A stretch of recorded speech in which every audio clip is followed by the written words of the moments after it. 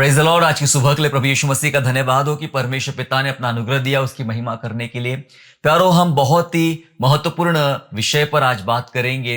हम एक सही समय पर, उचित समय पर आज इकट्ठा है परमेश्वर के नाम को महिमा देने के लिए। ये दिनों, ये समय जो चल रहा है, ये उपवास का, प्रार्थना का समय चल रहा है और इस दौरान हमें बहुत सारी बातें परमेश्वर के से सीखना है, प्रभु के नजदीक आना है और परमेश्वर का वचन जो बातें हमें सिखाना, समझाना चाह रहा है, उन सारी बातों को समझना है। इसलिए मेरे प्यारो, आज हमारा विषय रहेगा उपवास की सामर्थ।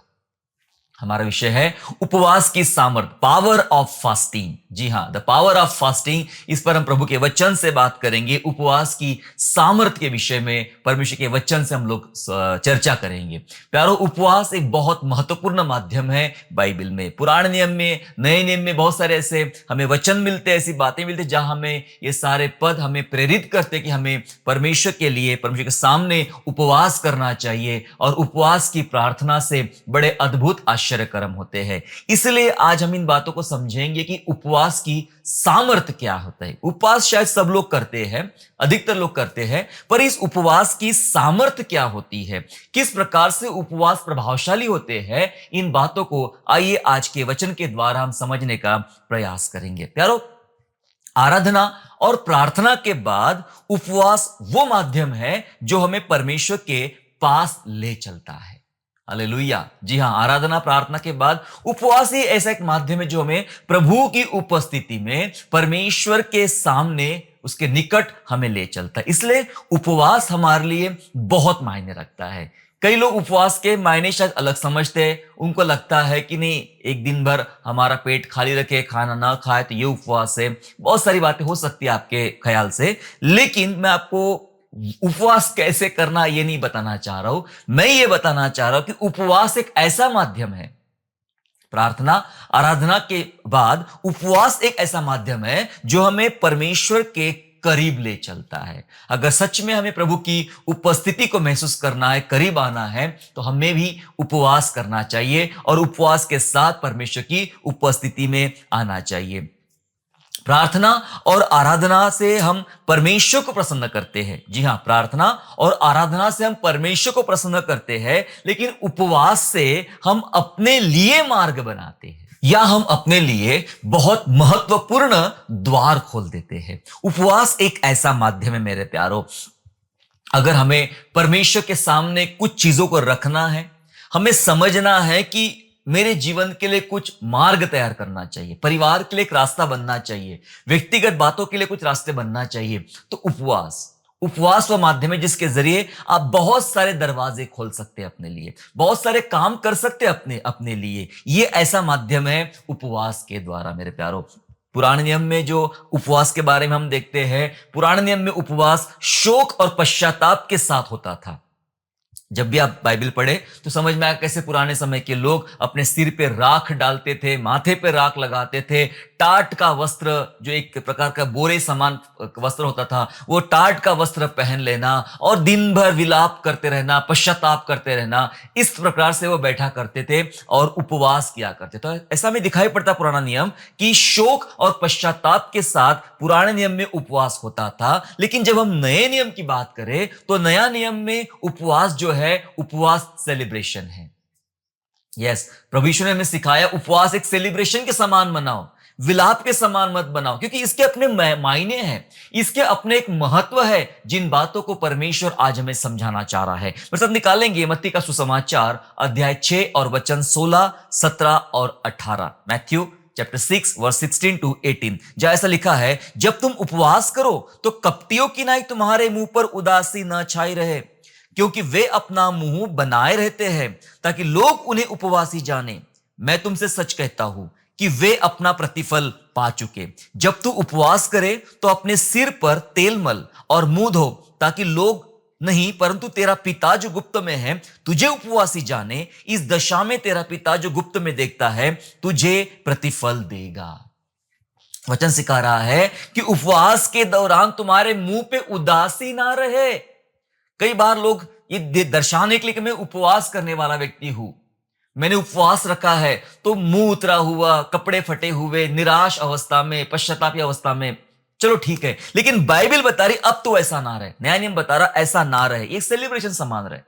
ऐसा लिखा है वचन में कि तू अपना मुंह धो, बालों को तेल लगा, अच्छे वस्त्र पहन और ऐसा सेलिब्रेट कर कि तेरा जो उपवास है वो लोगों को पता ना चले। तूने जिन बातों को उपवास किया है वो लोगों को जाहिर ना हो, लोगों को पता ना हो, लेकिन तेरा पिता जो तुझे गुप्त में देखता है उस पर जाहिर हो।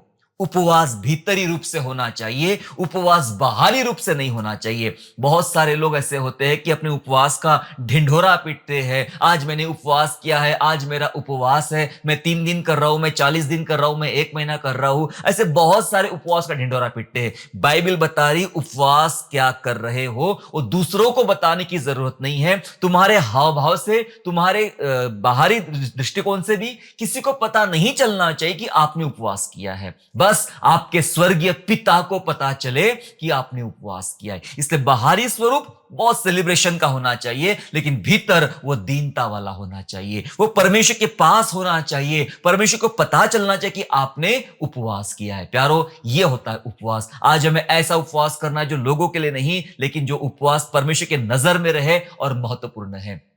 इसलिए मैंने कहा यह बहुत महत्वपूर्ण उपवास का विषय है जिसे आज हमें समझने और जानने की आवश्यकता है। अलग अलग धारणाएं, अलग अलग बातें आपके अंदर उपवास के प्रति हो सकती है। उपवास ऐसे करना चाहिए, उपवास वैसे नहीं करना चाहिए, उपवास के दिन ये खाना चाहिए, उपवास के दिन वो नहीं, ऐसे बहुत सारे विषय हो सकते हैं। ये मेरा विषय नहीं है, लेकिन बाइबल जो हमें बताती है हम उन विषयों को समझने और सीखने और जानने का हम लोग प्रयास करें कि उपवास कितनी सामर्थ्य बात है। मैंने पहले बताया आपको कि उपवास ही वो माध्यम है जिसके द्वारा आप परमेश्वर के नजदीक आ सकते हो। मतलब प्रार्थना आराधना के बाद उपवास बहुत पावरफुल टूल है हमारे पास में। और प्रार्थना आराधना से तो हम प्रभु को प्रसन्न करते हैं, लेकिन जैसे हम उपवास करते हैं, उपवास के साथ प्रार्थना करते हैं, आप अपने लिए बहुत सारे दरवाजे खोल देते हो, बहुत सारे द्वार खोल देते हो अपने लिए, अपने आशीषों के लिए। इसलिए उपवास बहुत मायने रखता है। मैं एक दो उदाहरण बता के आपको समझाना चाहता हूं कि उपवास क्यों करते हैं या फिर उपवास की सामर्थ्य क्या होती है। इन बातों को हम समझने का प्रयास करेंगे। पहले जान लेते हैं कि हम उपवास क्यों करते हैं। आपको लग रहा होगा कि उपवास करने से ये होता है वो होता है, चलो जानेंगे उसको, लेकिन एक्चुअल अर्थ उसका क्या है थोड़ा समझ लेंगे हम लोग। थोड़ा अलग पर्सपेक्टिव में बताना चाहता आपको मैं तो निकालेंगे दूसरा कुरिन्थियों उसका अध्याय 12, दूसरा कुरिन्थियों अध्याय 12 वचन 9 और वचन 10 को हम लोग पढ़ेंगे। जहाँ इस प्रकार से लिखा गया है, और उसने मुझसे कहा मेरा अनुग्रह तेरे लिए बहुत है, क्योंकि मेरी सामर्थ, ध्यान दीजिए यहां पे, मेरी सामर्थ निर्बलता में सिद्ध होती है। इसलिए मैं बड़े आनंद से अपनी निर्बलताओं पे घमंड करूंगा कि मसीह की सामर्थ मुझ पर छाया करती रहे। इस कारण मैं मसीह के लिए निर्बलताओं और निंदाओं में और दरिद्रता में और उपद्रव में और संकटों में प्रसन्न हूं, क्योंकि जब मैं निर्बल होता हूं तभी बलवंत होता हूं। वचन समझाया जा रहा है कि परमेश्वर की सामर्थ मेरी निर्बलता में सिद्ध होती है। मेरी, आप किन बातों से निर्बल हो रहे हो ये बात अलग है। यहां पे किन किन बातों से आप निर्बल हो रहे हो, लेकिन जब हम उपवास करते हैं, जब हम भोजन नहीं करते हैं या खाना त्याग देते एक समय के लिए, तो ये जो नहीं खाया हुआ जो खाना है हमारा, ये आपको निर्बल करेगा। आपने आज खाना नहीं खाया तो आप आज कमजोर महसूस करोगे, निर्बल महसूस करोगे, थक जाओगे, है ना, थक जाओगे, सो निर्बल महसूस करेंगे। वचन कहता है कि परमेश्वर की सामर्थ मेरी निर्बलता में सिद्ध होती है। मतलब मैं जब निर्बलता को महसूस करता हूं तो अब मैं परमेश्वर की सामर्थ को महसूस करता हूं। और 10वां वचन बोलता है कि जब मैं निर्बल होता हूं तभी बलवंत होता हूं। यह किस विषय में कहा जा रहा है कि जब मैं निर्बल होता हूं तब मैं बलवंत होता हूं? यह किस विषय में? क्योंकि जब आप निर्बल हो जाते हो तब आपके अंदर शक्ति नहीं रहती है।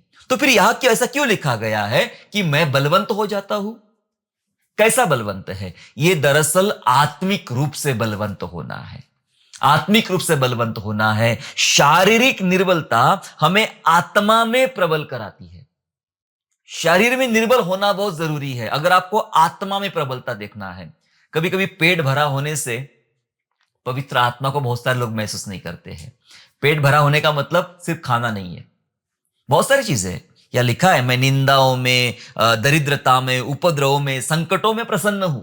इसका मतलब मेरा पेट खाली है, मेरा पेट खाली है, मेरे पास पैसा नहीं है, मेरे पास चीजें नहीं है, मेरे पास ये समस्या है, मेरे पास वो समस्या है। सो निर्बल निर्बल निर्बल, ये निर्बलता आपको परमेश्वर के करीब लाती है। और ये निर्बलता, इसमें आप जितने निर्बल हो जाते हो उतने ज्यादा आप परमेश्वर के द्वारा प्रबल हो जाते हो, शक्तिशाली, आत्मा में शक्तिशाली होते हैं। शरीर में घटना है परंतु आत्मा में बढ़ना है।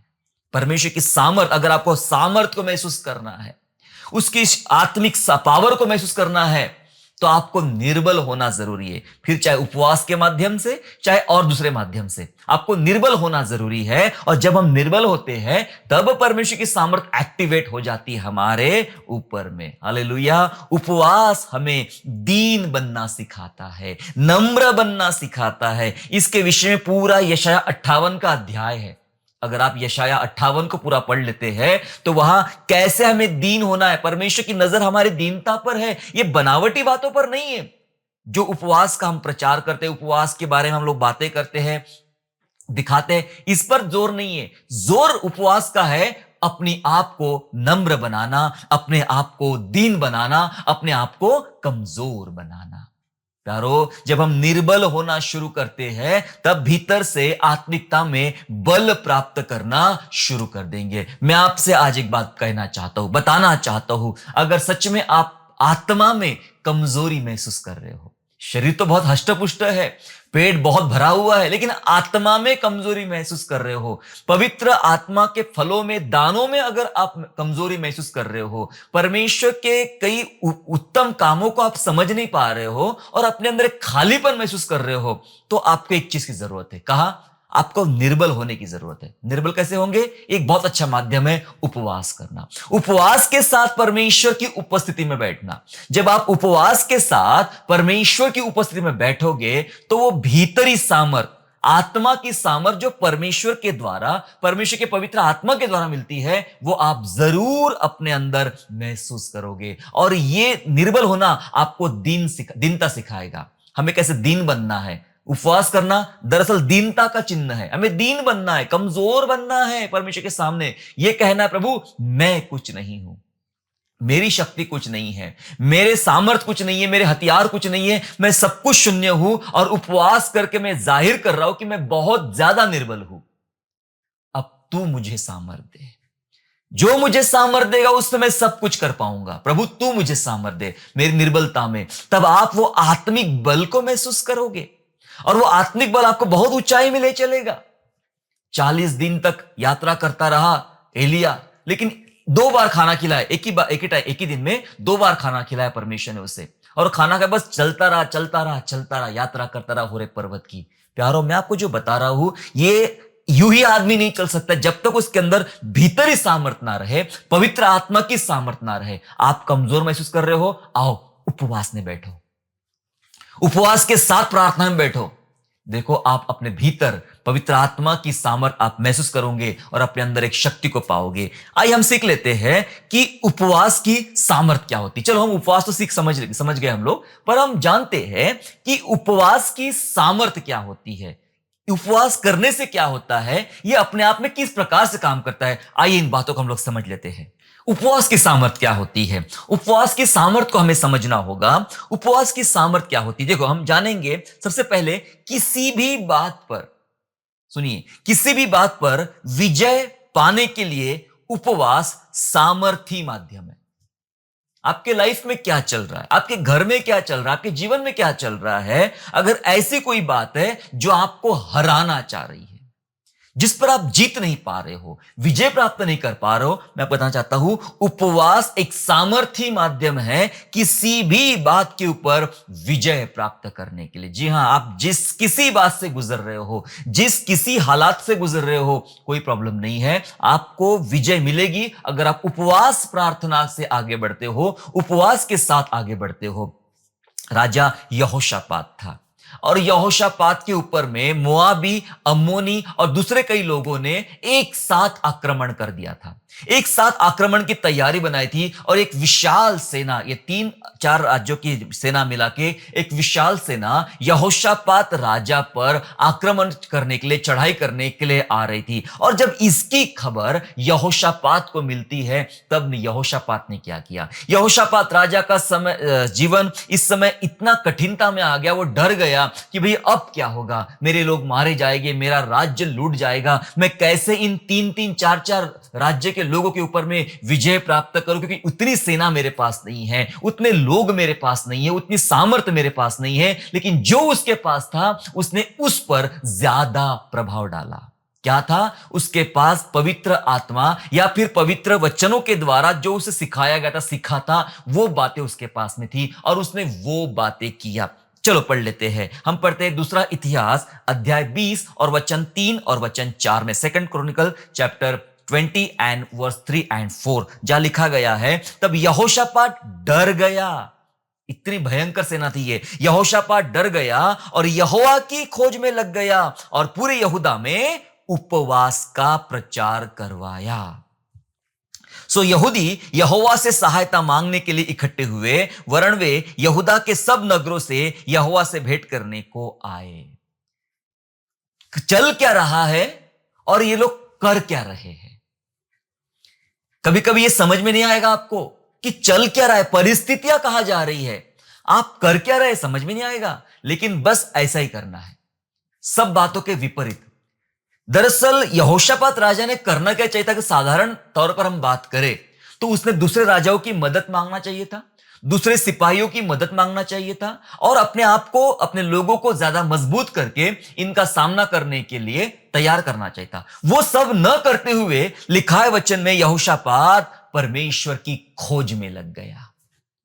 जी हां, परमेश्वर की खोज में लग गया और पूरे राज्य में उपवास का प्रचार कराया। सब लोग उपवास करो, जाति जाति के लोग, ये लोग, वो लोग, सब लोग उपवास करो, उपवास का प्रचार किया और लोग यहूदा में आते गए परमेश्वर को ढूंढने के लिए। प्यारो, ये वो टाइम था, उपवास का प्रचार किया। हथियार नहीं ढूंढा, राजाओं को नहीं ढूंढा, लेकिन उपवास को ढूंढा, परमेश्वर को ढूंढा। और परमेश्वर ने उसे ऐसा बल दिया, ऐसी सामर्थ्य दिया कि लड़ना भी नहीं पड़ा। या तो लड़ना की जरूरत थी लेकिन लड़ना भी नहीं पड़ा। बाइबल साफ शब्द में बताती है, अगर आप पूरा अध्याय पढ़ लेंगे आपको समझ में आएगा कि किस प्रकार से प्रभु ने अद्भुत तरीके से इन लोगों को मार डाला। ये 3 राजाओं को, 3 राज्य के लोग जो आ रहे थे, ये आपस में लड़ पड़े, मर गए। और जब यहोशापात ने ग्रुप बनाया, आराधना का एक ग्रुप, प्रार्थना का एक ग्रुप, स्तुति करने वाला एक ग्रुप, और ये आराधना, स्तुति, प्रार्थना, उपवास के साथ आगे बढ़ रहे थे, क्या देखते हैं? पहाड़ के उस पार की सबकी लाशें पड़ी हुई है। लिखा है वचन में, और जब इन लोगों ने उनको लूटना शुरू कर दिया, इन लाशों के ऊपर जो गहने थे, हथियार थे, इनके जानवर थे, लूटना शुरू किया। ऐसा लिखा है, इतना था कि उनको पूरी तरह से लूट भी नहीं पाए वो लोग। वो इतना खजाना था और 3 दिन तक बटोरते रहे, ऐसा लिखा है।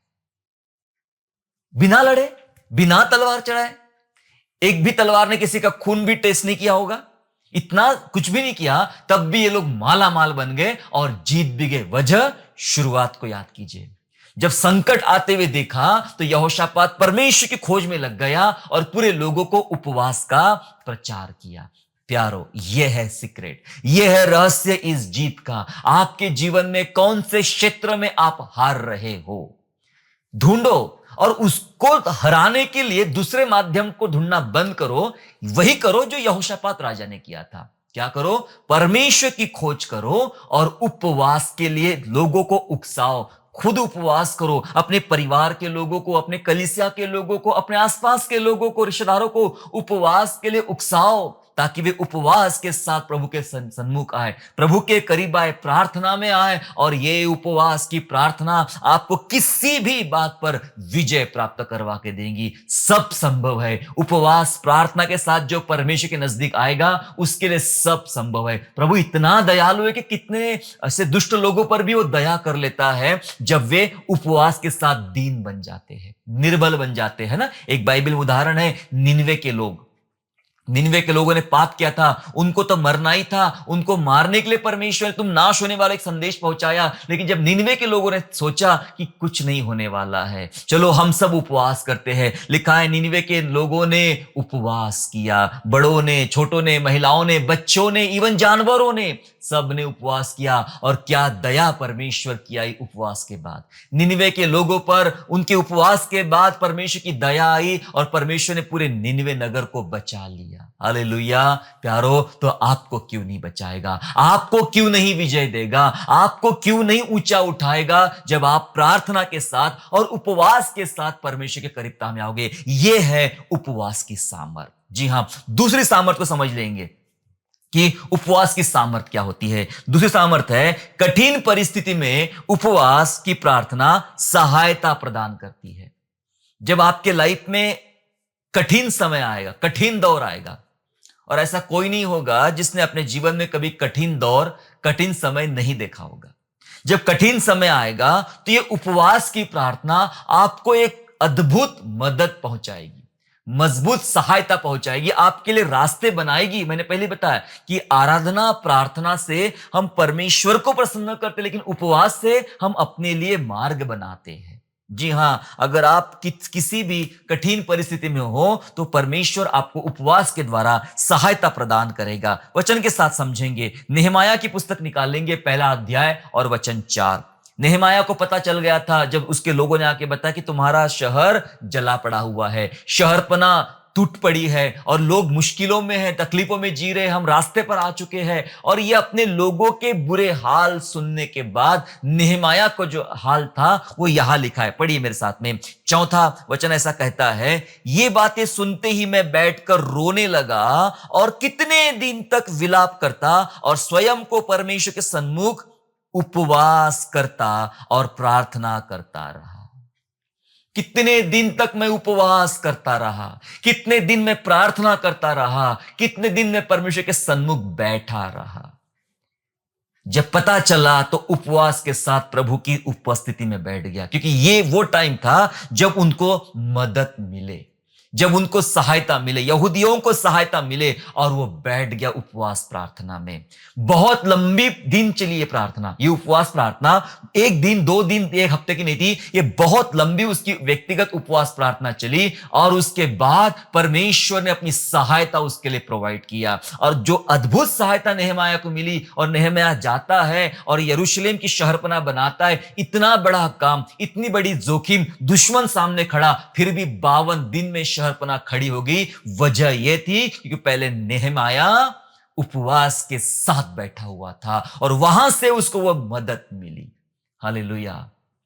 प्यारो, हमारे जीवन में परिस्थितियां बहुत बहुत कठिन होती, कई बार बहुत हालात बिगड़ जाते, कई बार कुछ नहीं रास्ता सूझता है, कुछ नहीं माध्यम सूझता है। सबसे पावरफुल माध्यम आपको बता रहा हूं मैं, उपवास के साथ, उपवास प्रार्थना के साथ परमेश्वर के करीब आओ, वहीं से आपको सहायता मिलेगी। एकमात्र यह घटना नहीं है, बाइबल में बहुत सारी घटनाएं हैं।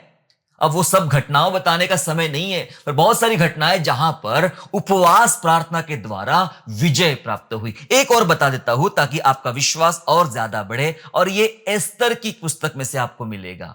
एस्तर की पुस्तक में से हामान नाम का एक दुष्ट आदमी था, और हामान ने 127 प्रांत के यहूदियों को मारने का उसने षड्यंत्र रचा था। और उसके बाद यह हुआ कि बस उन पर सजा होने वाली थी, वो मरने वाले थे। और मुर्दके और एस्तर प्रार्थना करती है, और एस्तर राजमहल के अंदर होती है और मुर्दके राजमहल के बाहर होता है, और इनकी उपवास प्रार्थना चल रही है। देखो एस्तर क्या कहती है, आप थोड़ा समझेंगे वचन को। ये एस्तर 4 अध्याय और वचन 16, एस्तर चैप्टर 4 एंड वर्स 16 लिखा है कि तू जाकर शूशन के सब यहूदियों को इकट्ठा कर।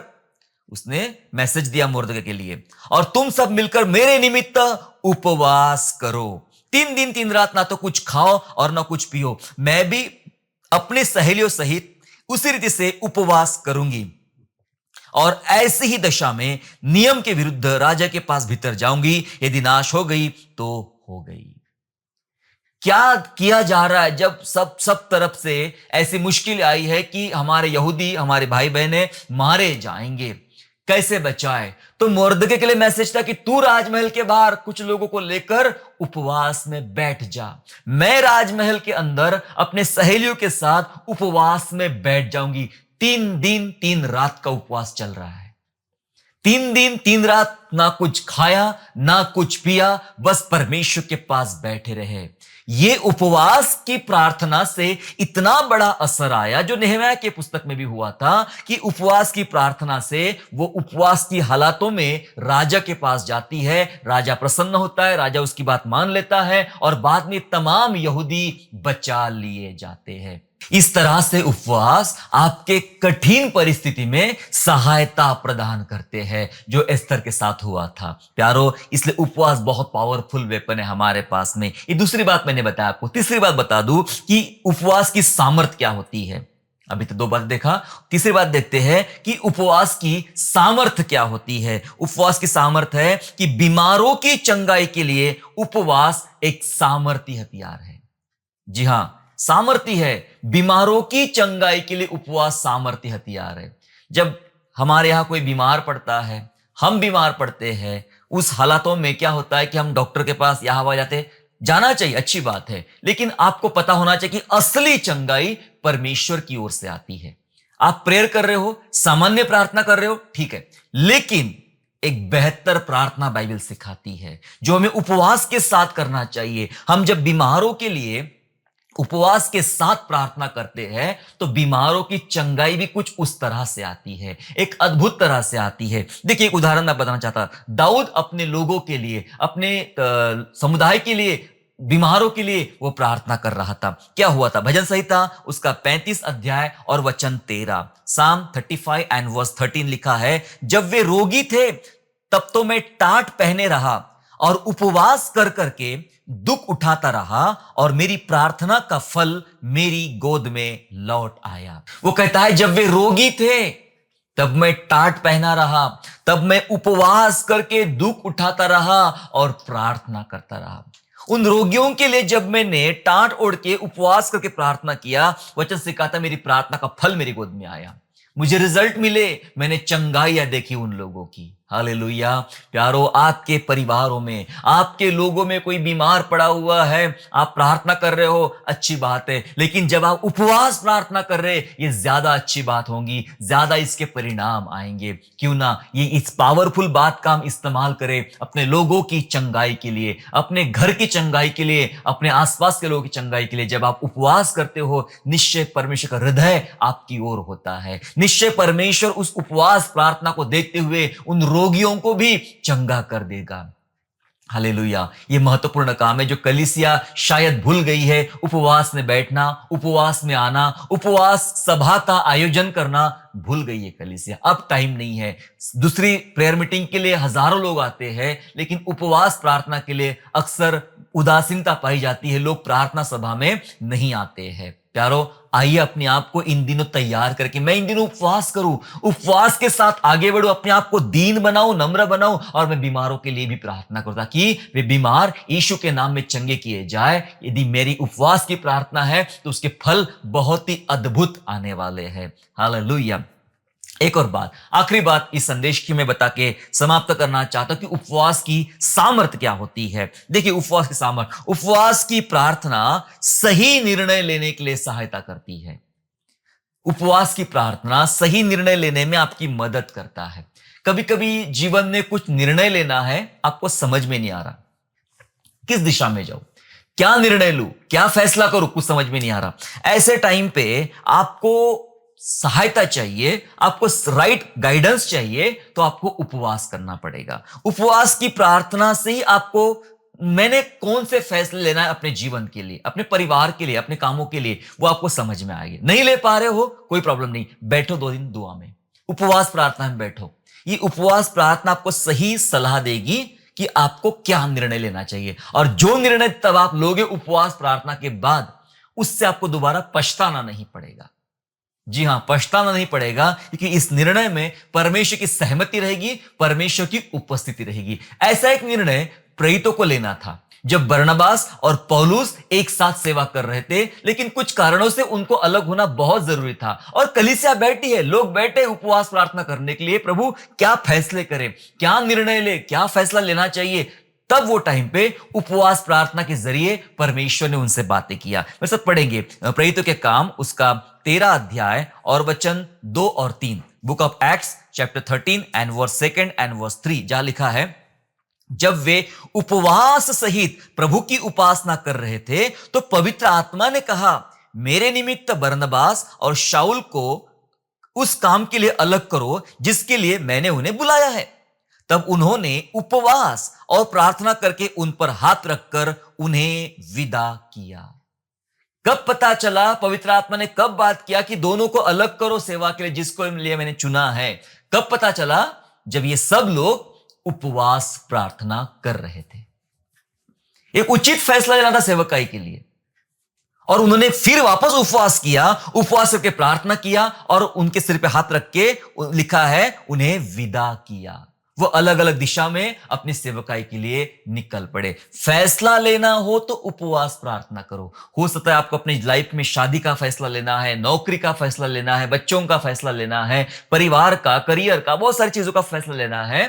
सबसे बढ़िया माध्यम प्रार्थना, उपवास प्रार्थना। उपवास के साथ बैठो, आप फैसला लेने में पवित्र आत्मा आपकी मदद करेगा, और जो फैसला पवित्र आत्मा के जरिए होगा फिर वो तो बहुत अद्भुत होने वाला है। और भी बातें हैं, लेकिन मैंने मात्र 4 बातें आपको बताया कि उपवास की सामर्थ्य क्या होती है। जो इस प्रकार से उपवास करेगा, इस प्रकार से काम करेगा, इस सामर्थ्य को अपने जीवन में महसूस करेगा। मैंने 4 बातें बताया कि उपवास की सामर्थ्य, किसी भी बात पर अगर विजय प्राप्त करना है तो उपवास सामर्थ्य माध्यम है। विजय चाहिए तो उपवास करो। दूसरी बात, कठिन परिस्थिति में सहायता चाहिए, मुश्किल हालत में सहायता चाहिए तो उपवास करो, उपवास प्रार्थना करो। तीसरी बात हमने सीखा कि बीमारों की चंगाई चाहिए तो उपवास प्रार्थना करो, उससे बीमारों की चंगाई आएगी। चौथी बात हमने देखा कि सही निर्णय लेने की मदद चाहिए तो उपवास प्रार्थना करो। ऐसा करने से आप अद्भुत सामर्थ्य को देख पाओगे जो परमेश्वर ने हमारे लिए रखा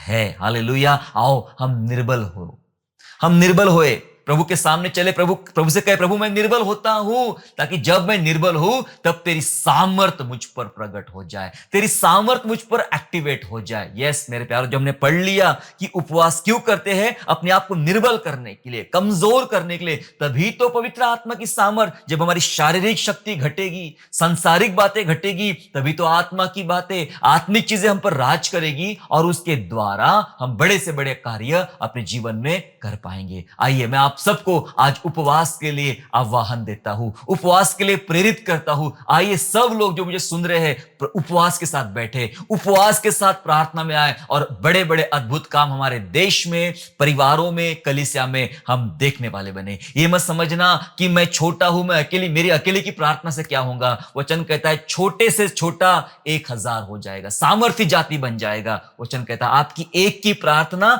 बहुत बड़ी प्रार्थना हो सकती है। हालेलुया। चलो आइए हम लोग प्रार्थना करेंगे, आइए हम लोग उपवास में आगे बढ़ेंगे, उपवास करने के लिए अपने आप को प्रेरित करें और उपवास के साथ परमेश्वर की उपस्थिति में चले।